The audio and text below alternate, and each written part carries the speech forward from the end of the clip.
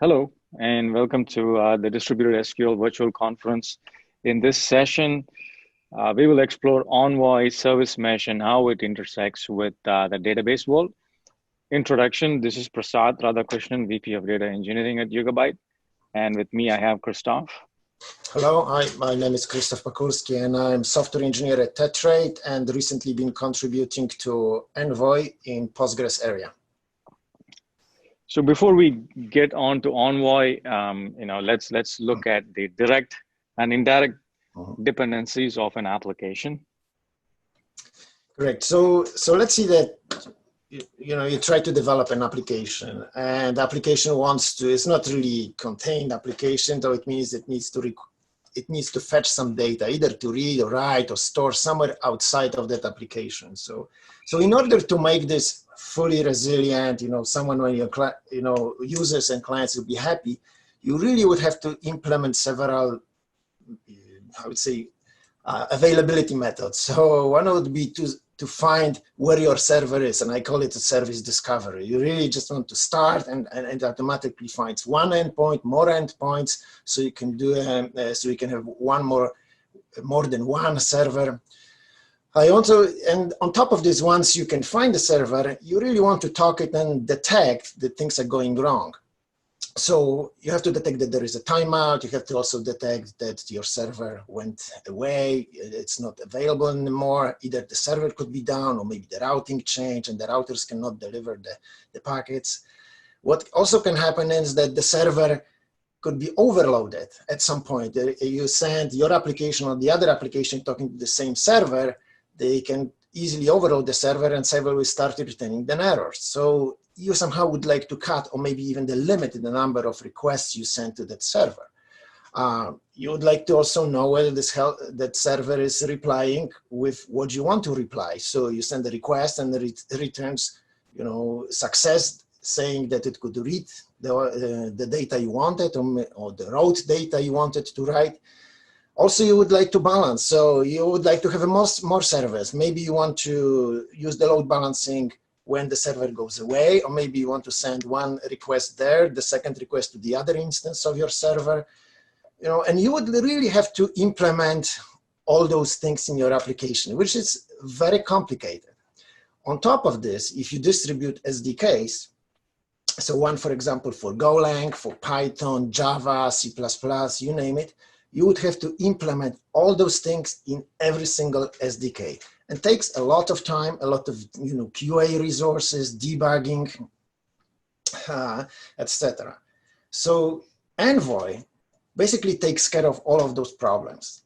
And your application would really have to maintain just one connection to Envoy. You just send it to Envoy, and it's programmed to do all of those things. It can discover servers. If the servers becomes overloaded, it triggers a circuit breaking. You can limit the rate. You can also program it to find out whether the servers are alive or not. Has a couple of different load balancing methods, like round robin, can choose the server which is, which accepts the least request at any given time. There is a couple of load balancing algorithms which are kind of sticky. We call them consistent hashing. Can also program retries. So retries means there is usually exponential back off. The first retry happens quickly, but if the server does not reply, you can increase the time it tries next, and that's all programmed in the server. And what it gives you that your application and developers working on the application concentrate purely on the business logic, not on the network delivery part. That would be shifted to Envoy. So that's all on my side. Awesome. That sounds magical. Let's see how the magic happens. So what is Envoy? Okay. So Envoy is a layer 7 proxy. So by saying, what does it mean a layer 7? So if you look at the stack of, ISO stack, which are the different layers of networking stack, layer 7 is basically the application. So it has to understand your application. Let me give you an example. So that would be, for example, HTTP, right? So when you really talk to your web server, you have to format the HTTP header and the payloads, and so it really is way higher than the delivery layer. Delivery layer is basically contains only information how to reach the server and how to come back to your client. However, layer 7 proxy understands what that packet actually carries. So I gave you an example of HTTP, but we'll be talking here about the Postgres. So that in case of Postgres, Envoy would actually understand what kind of operation in Postgres language you would like to do. And also when Postgres database or Postgres compatible database will reply, Envoy will also understand what was in this message, whether it was a success or not. We will talk about it in detail later on. So it's a self-contained process. Basically, when you compile, we get a binary. And you can couple it with your application in several ways, but two of them are very important. So one of them is that, like I explained before, that your app just talks to Envoy via IP. So it could be co-located on the same host, or it could be hosted on the other host. Most important part here is just that the delivery between application and Envoy, that connection is on an IP layer.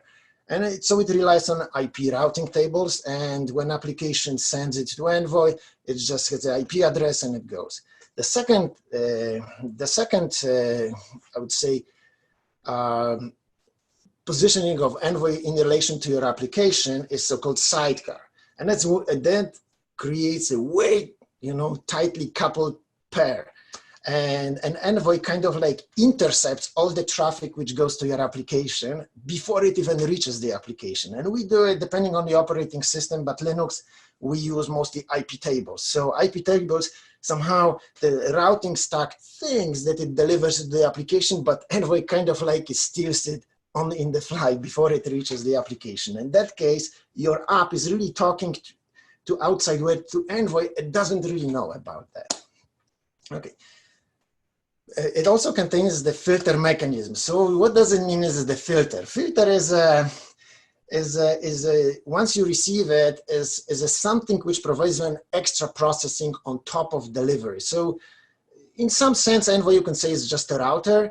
It looks where to deliver the packet, but that filter is something you want to do on top of just the delivery. You want to do something, basically a critical component of mesh. It's basically a data plane of mesh. In a mesh, all the applications will be very tightly coupled with Envoy, and Envoy will take care of network delivery for every single application or microservice running in the mesh. So like I said before, it has a couple of methods for LB. So why it matters? So like you want to load balance, you want to send an application, request to different endpoints or upstream servers, but you might have some extra requirements. So if you really don't care where it goes, you can use a simple round robin. So it means that every time your application goes, the next server is chosen. You can put a little bit more extra logic into it and say, I want to choose always the server which currently has the least number of connections. So I always choose the one which is not as busy. But you can complicate it more, because you may say, yeah, from this client, I always want to hit the same server. So it's not really any server, but if this client is talking to a upstream server, I always want to reach the same instance. So in that case, you can name it like a stickiness. So in that case, you have to use a different algorithm for load balancing, and we called it consistent hashing. And the list of Envoy features is a way longer. Picked a few of how Envoy is being used, different patterns in which Envoy can be used from the documentation, right? So there's like 4 different patterns that we have here. Can you quickly touch on what these 4 are? What's the significance? And what purpose does it serve? Yes, that's a great question. Start with the right part. It's simpler to understand. So that's something which we called front load balancer, basically. So if you look at the top right, there is a couple of services. We call it here service A and B, but it also could be a fleet of your servers. And Envoy basically is just the entry point towards them. So your application, your clients, they basically first hit an Envoy, and Envoy will deliver to one of those services, service A, service B. That Envoy is pretty much like a standalone process And it really doesn't matter where it sits. It could sit on the, it might be even co-located with service A, might be co-located here with service B, or maybe sitting on some separate node, or it could be even co-located with your client. So Christoph, so would you say, so the one on the left side, here Envoy serves the purpose of a tier 1 load balancer? That's correct. That's perfect naming. Yes, exactly. So it's just an entry point to your fleet of data. Exactly. That's right. So it's not really tightly coupled. I said that it could be co-located, but it's not really tightly coupled. It's just, you talk to Envoy, and Envoy talks to services, to backend services via IP. The right bottom, you basically create like a hierarchy of envoys. So, you know, there's a T1, and then there is a cascading structure, which, you know, you forward to another envoy, and this another envoy knows about services A and B and can do a proper load balancing. It's just a little bit more complicated than the front load balancer, but the idea is exactly the same. And the most important part is not really tightly coupled with the application. Left side, on the left side, bottom and top, you see that service and proxy are very tightly coupled. In this scenario, we treat services and Envoy as a kind of like a one unit, and the traffic between them could be unencrypted. There is the same, I guess, security domain, which we treat as inseparable, as parts which cannot be really separated, right? And we trust. It's more like a Kubernetes deployment pattern. Like within a pod, I have 2 containers. Exactly. Usually the typical deployment is that both of them service and Envoy, they run in the same pod. Exactly. How do we get started with Envoy? Okay, so that question actually, you know, shows up quite often. The best way of using it is to use it as a front load balancer. So there are 2 ways. You can either compile the binary, or maybe take a Docker instance, which is published by Envoy community. The other way to do is to use a get envoy. That's a utility developed by Tetrate, and it maintains certified builds of Envoy. And the way it works is that you have to specify which flavor, which version you want, and it automatically downloads the version you want, and also can automatically bootstrap the config depending on a flavor. So it's way easier to do versus creating your own config from scratch. All right, so now is interesting thing. So now we're going into a mesh, and like I said before, it's a little bit more complicated how you do it, because proxy and application or service, it's very tightly coupled. So when would you use a mesh? So usually when it happens, when you go and you would like to kind of decompose your application into some smaller pieces. And we call those services, microservices. It's just a small application which serves a very limited functionality. And now they can talk to each other using, they basically have to somehow communicate between them. And they use it using, nothing stops you from, somehow programming the delivery layer and talking to them without any proxy. But by doing in a proxy, you do a lot of things. So it's not only, like I said, that you automatically get all those benefits like load balancing and, retries, you do all those things, but you can program very sophisticated things. One of them, most important, are the security thing. So for example, if service A wants to talk to service B, we can automatically encrypt the communication between 2 proxies which are attached to those services. But also we can also put the access control. So there might be a question, okay, service A wants to talk to service B. Is it allowed? And then there will be an answer, yes or not. If the answer is yes, obviously they create secure connection, they can talk. If the answer is no, the connection never happens. So, and that happens automatically. You don't have to really program into either service A or service B. It's programmed directly into a mesh. The other thing is that when, there are applications which has been decomposed into 100 of microservices, And that becomes really complicated. And if you want to know what happens between, different types of microservices, is very hard. But the fact that each of them has an attached envoy allows us to extract, some statistics and data for observability point of view. And we would know that what is the traffic pattern here, right? You can also do a so-called canary deployment. So let's say I have a service B and I would like to put another version, which I'm not really sure how would it work. So I can introduce that service B1, the next version of my service B, and instruct envoys saying, you know what, let's just only do, for example, 1% of my traffic to my next version of service B, and let's see what happens, whether it's gonna to work or maybe it will fail, so I have to redo it again. So all these things are programmed into an envoys. So the natural question is, sure, fantastic, but how do we control it? It's fairly complicated. So then when service mesh, and in that case, Istio comes in, when there is a control plane which is specifically written towards controlling the fleet of Envoy proxies.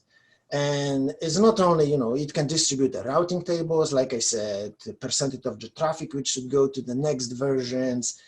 You can extract some statistics from this. From security point of view, encryption between envoys works based on TLS, and authentication is mutual, so both of them need a certificate. So also this control plane contains a certificate authority, and quite often, in a matter of minutes, refreshes the certificates for all envoys which are involved in the secure connection. So Christoph, just for clarity, so from the control plane, now we could push, any changes to access control, or, let's say there's an application talking to a database cluster, any connectivity information about the database cluster. Now all those things we could push down to the data plane without having to restart the apps or redeploy the apps. Is that a fair thing to say? That is absolutely correct, and this was one of the reasons why Envoy was a great candidate for Istio. So what happens is that we can send the dynamically envoys constantly keep the connection to a control plane, and whenever there is a change, we send it down. The Istio sends it down to envoys, and Envoy automatically reprograms itself. So if you want to add extra endpoints, you put another instance of your database and you would like to route it there because you scaled it up, you can easily do it by plugging in that information into a control plane, and it will automatically send into all instances of envoys. So now I will take a minute to talk about Tetrate service bridge and in what kind of situations it can help. So imagine that you start from scratch. You don't have any legacy product, and you can start designing your app, in a clear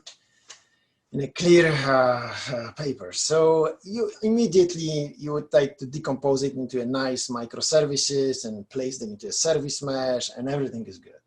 But it rarely happens. So during this process, you will face a couple of problems. So first of all, that certain part of your application runs as a microservices and the other runs still in your VM, for example. And how do you bridge it? How do you manage it into some consistent fashion? The other situation would be that you have a couple of meshes, and you deployed part of the application in one mesh, and the other part of the application is running in the other mesh. TSB, a Tetrate service bridge, brings you this unified control plane which can manage all those situations. Exactly, thank you. So you will basically see your application regardless, in a nice unified way, regardless how it's decomposed. You can have a one VM and a mesh, and you will nicely see it, and you will have the same naming for similar things. So service meshes works on the idea of, for example, services, and you will still have the same meaning, even if part of them runs in a VM. So important thing is that, observability or telemetry. And again, you will exactly get the same thing, regardless where it works. And in Tetrate service bridge, TSB is intelligent enough to know whether your application or part of application has been deployed as a cluster or VM and extract the information you need. On top of this, it can extract the policies. And like I said, if you have a, part of this running on one mesh, the other part running on a different mesh, you would have to do a security policies and access control in a kind of separate way. One on mesh number one, the second on mesh number two, and have to maintain them separately. So TSB will basically bridge it. And it will allow you, if you want to do a certain policies, similar policies, we will just distribute it on both meshes. And you also can build the access control policies, and TSB will manage in a similar fashion across more than one service mesh. The other benefit is that you can carve for multi-tenancy. So, you can just divide the roles and set the application which belongs to one tenant running on a mesh and somehow share the same resources with the other tenant, and TSB will nicely recognize those and kind of separate and will understand what's required for tenant one and tenant two, and will apply the policies, depending how you configure those. Okay, now let's switch our focus back to Envoy and look at some of the internals of Envoy as it relates to Envoy and database interaction. So let's clear up some, Envoy terminologies so it's easier to understand official documentation and also to understand how it works. So the basic terms are basically downstream and upstream. So the connection, usually there's always one side which initiates the connection and, asks a query or asks the request. So from endpoint point of view, there will be our downstream. When Envoy talks to a server to initiate that connection, and that's what we, to actually fulfill that request, and that will be an upstream. So the listener is something which, it's very common to any network application. It's basically IP, TCP and slash IP and TCP IP port. So, we're listening on a maybe specific interface on this port, and that's where Envoy expects to receive the request from the client. And then there is a set of filters. We said that once we have that connection, we read the data, then it traverses multiple filters, and those filters are configurable items. So maybe even 0 if you don't want to have an extra action to do. But each of those filters do a specific operation. They usually inspect what's in the body of the request or response, but it has to really go and filter by filter, and they may do different things. They may produce some metadata. They really understand the protocol which is currently being passed over that network connection. In some cases, there is a filter which provides the role-based access control, so it can actually look and say, hey, no, this request is not allowed, so it may not forward it, allowed to forward it any further. And there is a concept of cluster. So cluster basically understands, it has a knowledge about the upstream endpoint. So we said that the load balancer usually is a very integral part of delivering in terms of Envoy. And the cluster not only knows about the endpoint, but in the real time really remembers, knows which endpoint is currently healthy. And so, how many connections are currently served by that endpoint. It can keep track, whether it's healthy or not, and also applies the load balancing algorithm. And this whole set of things related to connectivity upstream, we called it, it's called cluster. Now, let's say now I have an application that's got an Envoy sidecar, or even if Envoy is going to be the front proxy, one way or the other, I'm connecting to, let's say, a database, and let's say it's a distributed database with multiple nodes, right? So you would refer to that as cluster endpoints, the different nodes of the Yugabyte, different nodes of whatever the database might be. You would refer to that as cluster endpoints. It's not only that it knows, but you can program into a little bit of logic. So it's not only that you have, for example, 2 instances of a database, but you can say those are 2 instances where I prefer to go. I might have another 2 instances of the so-called secondary, which cluster may not use until it needs it, and it needs it when the primary nodes goes away. So, in the cluster is not only the knowledge about what's there, but you can actually build some logic saying, those are preferred and those are not. And Envoy cluster and load balancing algorithms, they can shift the load when the primary nodes goes away. So, but answering your question exactly, in case of Yugabyte, when you have a couple of nodes, because a distributed database, like you said, you have a couple of nodes which create the logical database. Yes, they will have to program them into a cluster, and cluster will know about all of those endpoints. So yeah, so that's actually a tricky part. So let's start on the left. So that's something which is called a static config, right? And it's written in the YAML. It's kind of touchy. So what I mean is that why I call it touchy, because it really is very sensitive to a syntax here. It contains all those things we talked about. So, as a listener, there is something listening on a backend loopback interface on a port 1968. There is a filter chain. So in this example, I use the Postgres proxy, which runs on top of TCP proxy. And at the end, you really have a cluster. And in a cluster, it should actually add a couple of endpoints. It currently is not listed here because of the space. But usually here you will list all the endpoints you have, and there's a couple of methods you could do. You could just statically put static IP addresses. You could put the one DNS names, which will resolve into several IP addresses. Really different methods, but here it will list, where are your endpoints or servers which you would like to Envoy to talk to. In service mesh, we actually use a different method. So different method writes that it's used gRPC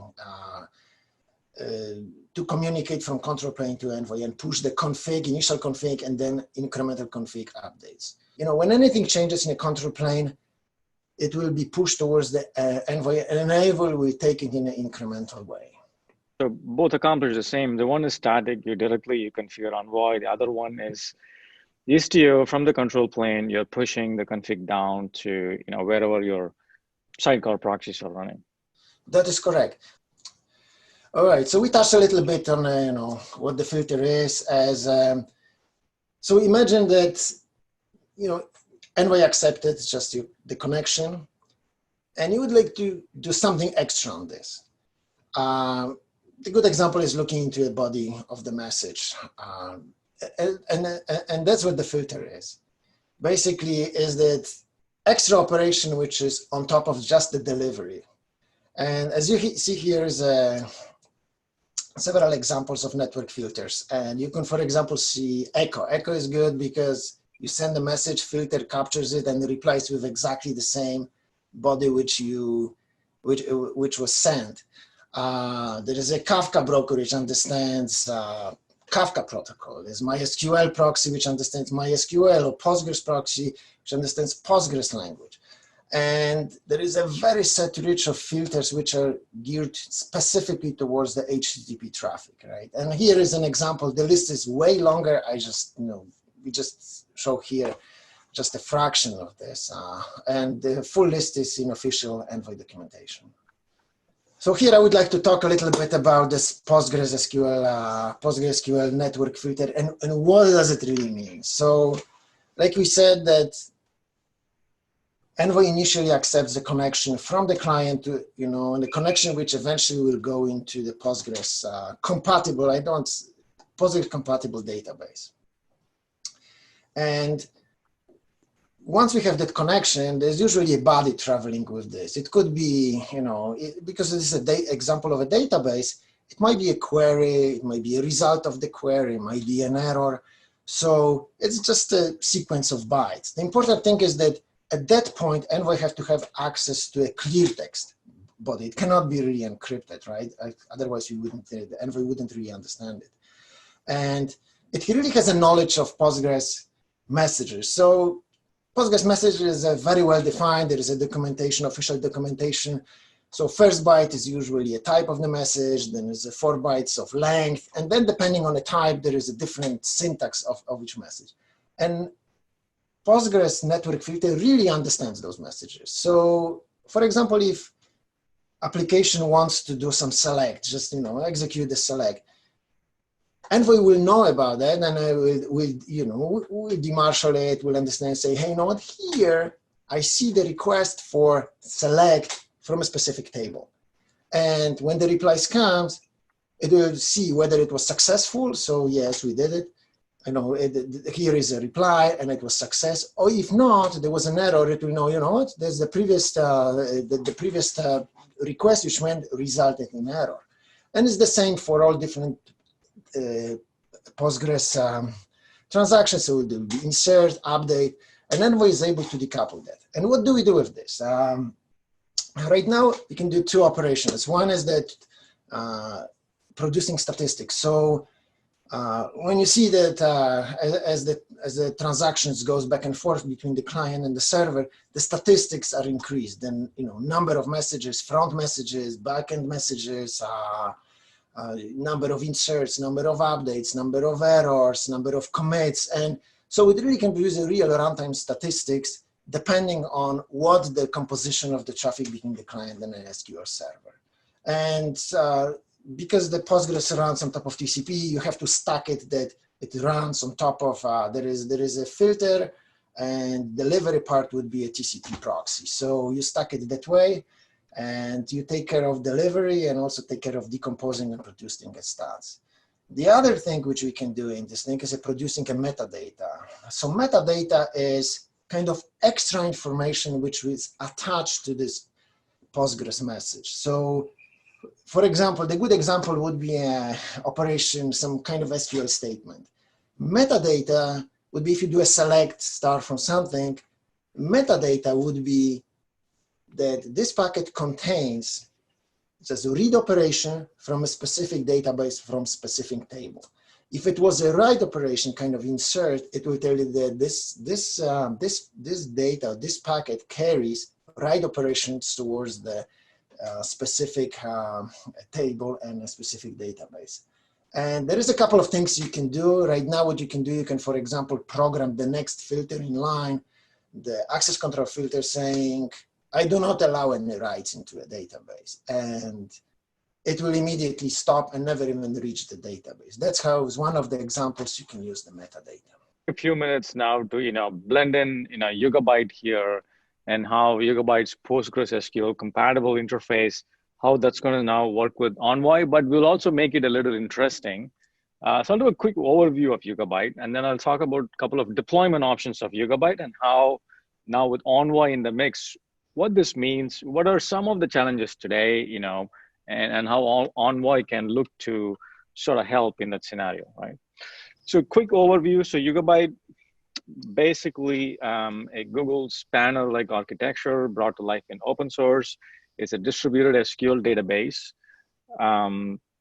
In its crux, Yugabyte has what we call DocDB. It's a distributed document store where there's sharding, load balancing. It uses Raft consensus for how replicas are maintained, how transactional guarantees are provided, etc.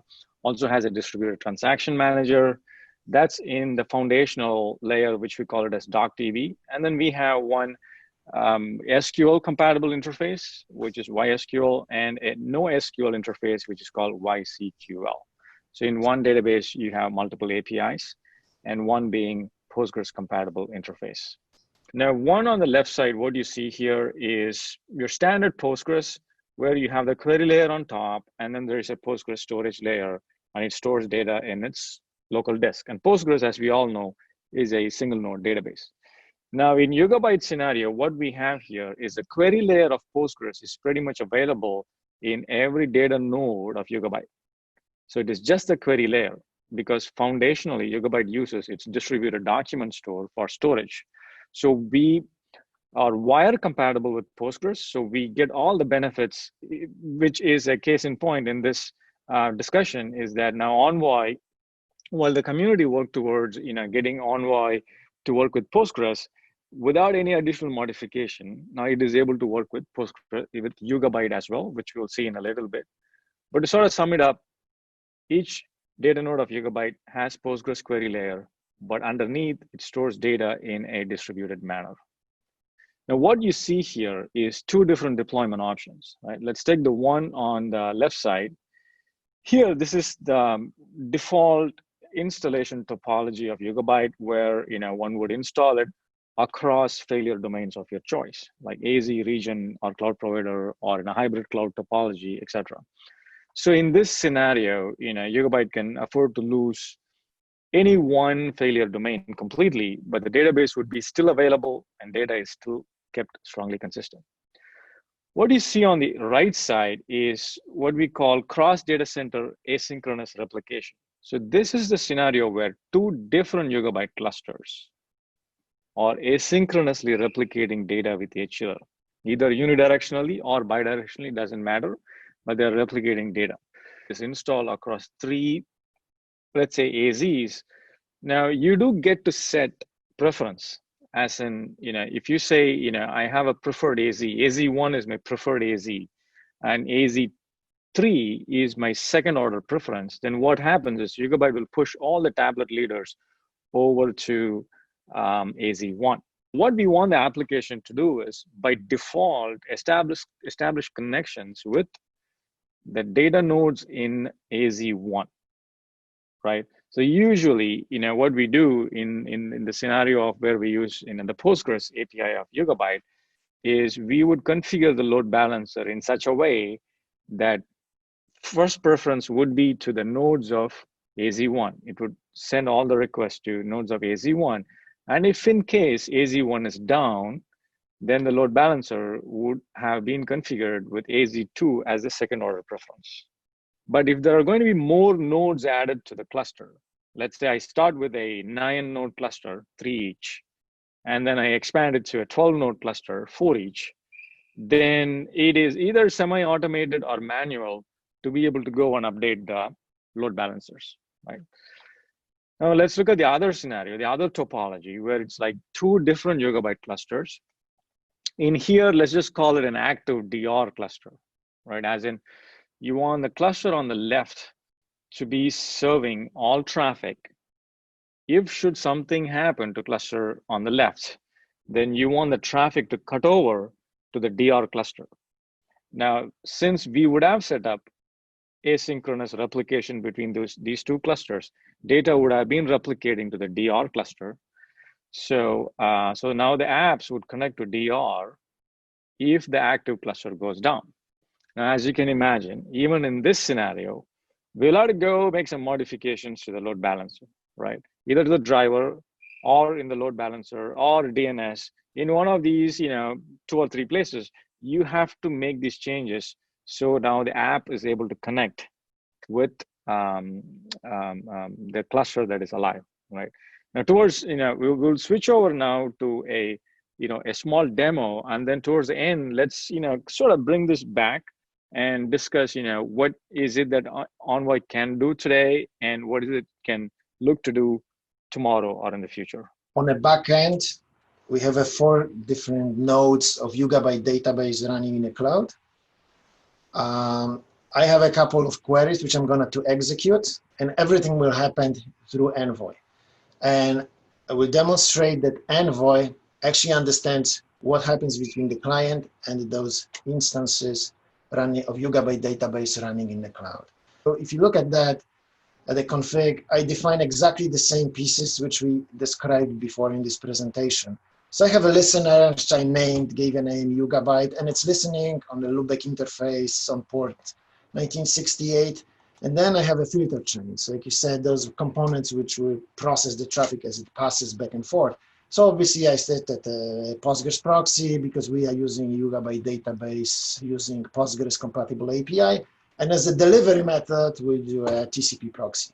What's interesting is that the cluster will have those 4 different nodes which I mentioned. So those are the nodes and DNS names for those, all are running on a default Yugabyte port 5433. And I'm going to use a round robin, but I have to mention that the round robin is per connection, not per transaction. So if I do, if I connect to the database, it will be this one TCP connection, connect to one node. The next time I will do it, another connection, it will connect to a different node, but not per transaction. Once I connect, all those inserts and selects will go to the same node. So once I have this config, I'm going to start, we start Envoy with a trace logging, so you will see that a lot of is going on. It understands the processes, the messages passing through. So I'm going to use a PSQL client, and I disable SSL, and I'm going to use certain SQL statements, which I'm going to pass.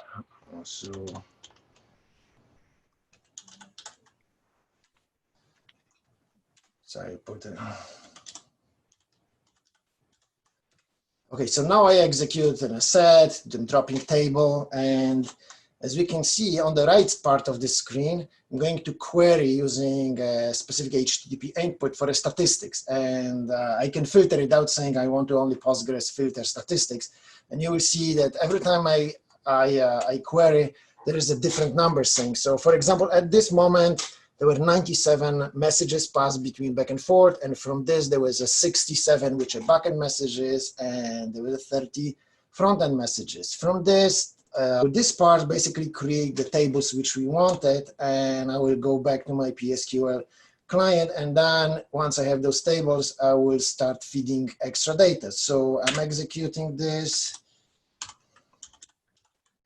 and here we go. So on the top, the screen flashes very quickly, but you will see that every time a message passes, that Envoy actually decrypts it. It say, hey, this is a front-end message. It's insert into this database, into this table, so you can see it at the specific debug log level.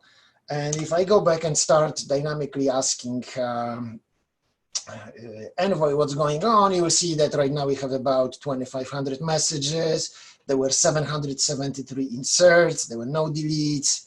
Altogether, there was 818 transactions. So it really spits out those statistics really per Postgres message type. This is basically statistics collected at the Envoy level, right? So, I'm not doing anything on the database layer to understand who fired what, but right there in Envoy, we are able to tap into it and generate these statistics. That is correct. And there's a couple of things you can do with this. So for example, you can export those in Prometheus format and use any time series database and portray it nicely in Grafana. And if you have more than one Envoy, you can aggregate and say, in my entire cluster, that how much traffic, was passing through a fleet of Envoys, not only one. So we can actually export it from more than one Envoys. And like you said, we don't have to do it at the database level, at the application level. It happens on at the delivery moment. So it finished, and I can actually look back. There was a large number, about 7,000 messages, more than 10,000 messages in total. There were inserts, no deletes. I will do exactly the same, but in Get Envoy. So Christoph, this is basically, what we discussed at the very beginning, the easiest way to get started with Envoy. That is correct. In Get Envoy, so there would be an example on the Get Envoy, and maybe it's not visible clearly, so I will quickly go saying what you have to do. So you will invoke Get Envoy application and say, I want to run a Postgres flavor, and you have to really specify just the two things. One would be list of endpoints. So here I specify the Amazon instances and port. So it's this long Amazon type name. And I'm using two endpoints here. So you really have to, mostly copy and paste here in one line. And the other parameter which you really have to specify is that would be the listening port, on which port we want to listen. So I'm going to use exactly the same port, 1968, I used in a previous example. So really, there is really no syntax. You just specify the name of your endpoint. It could be IP address, or it could be a DNS name like I'm doing here, plus port, and on which port you want to listen. And that's all. Once you start, it basically, if it's not locally available, it will go to a server maintained by Tetrate, and it will download the Postgres, the image which supports Postgres flavor. It will automatically choose, so you don't have to really worry which one is there. and automatically will create config and plug in those things which were passed in a command line. So it will be listening port, and it will be the list of endpoints. And now if I go again into my PSQL client, I can run exactly the same transactions, and I'm getting the same thing. I can query Envoy and the same endpoint, and I'm getting the same statistics, and I'm getting. So this is terrific. So both the scenarios here, which are running live, one is PSQL client through Envoy connecting to Yugabyte. The other one is a sample Java app that is using Envoy as a sidecar and connecting to Yugabyte. No. Both of them are running as a front proxy. The only difference is in the first one, in the first scenario, I had to, have locally available. The first thing I had to have locally available binary of Envoy, and I have to myself craft the proper config. In the second thing is I say get Envoy. I want to talk to those endpoints, and I just want you get Envoy to bootstrap config, download from the server the proper certified image of Envoy, and start running it. So there is way less things to do. Don't have to worry about the proper config because get Envoy automatically creates that config. We just have to do an absolutely minimum amount of information, which is the list of upstream endpoints and where do we want to listen on the where Envoy will accept the connections from PSQL. So in both cases, the result is exactly the same, that PSQL client can talk to Yugabyte instances, and you can gather statistics from endpoint at the same thing. So it's just the easy of use and automatic bootstrap of configuration if you use a get Envoy package. So now let's extend our thinking to sort of, brainstorm, where can this evolve, right? Where can it get to, right? This is like 2-month-old development in Envoy. Is that fair to say? Yeah, I think the very first version which was of Envoy, which was released with Postgres filter, was version 1.15, and it was released, I believe, in June/July. I don't exactly remember the date. Ballpark, yes. It's been only a couple of months. So now that said, so today there is no TLS between Envoy and database, right? So it has to be clear text, but that I would think certainly is in the near future. That is correct. So looking from a, okay, so let's talk about the TLS maybe for a minute. So nothing stops you from starting the transaction from your client, going through an Envoy and, hitting your database on the backend. It's totally possible. There are scenarios when there is the front proxy scenario, which we talked a lot during the presentation, and behind that is kind of like a trusted network. And we want to terminate the TLS right at Envoy, and everything behind would be a clear text. So that's something which we currently work as we speak. There is an open item, and it's under active development. So the encrypted part will extend from client and will end at Envoy, and later on Envoy will talk to a database. Another, kind of spin on this would be different, that application talks to Envoy in clear text, and then Envoy, when it wants to talk to an upstream database, will use a TLS. So the terminology we use for this is an upgrading connection, and there are other filters which actually do it. So that that's the TLS part. Got it. Now I think what the other one that was very interesting. That's why I brought up a couple of the topology options, deployment topology of Yugabyte. So the outlier detection, while we didn't really, dive deeper into what is outlier detection, I'm sure maybe some folks are familiar with it in Envoy, how it works. So I think, using that, for Envoy to be able to handle some of those topology considerations, like how do I work with the preferred region or AZ that I might have, and the other scenario is, hey, if one cluster, the active cluster fail, for some reason is unavailable, how do I do a failover to the DR cluster? I would think that is something you could tap into the outlier detection of Envoy and try to make that happen, right? That is correct. So when you have a load balancing mechanism in the back end, there's actually two parts of it. So one of them is balancing the algorithm itself, between the healthy nodes.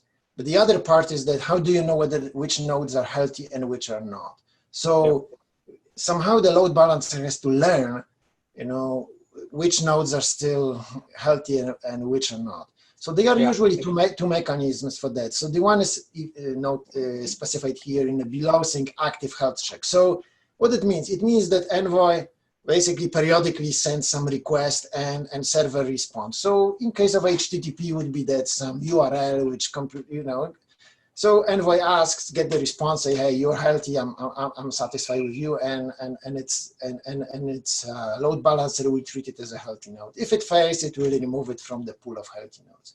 Outlier detector is actually a little bit different because it only observes what's going on, whether the upstream server replies in a correct way without sending any extra traffic. So the good example would be, for example, HTTP. That let's say that there is a server and it's totally fine, but every time you ask, it replies you with an error, like internal error, internal error, internal error. So you would like to, even though it replies, but it's not the node which you think is healthy. So you would like to eject it from the pool of healthy nodes.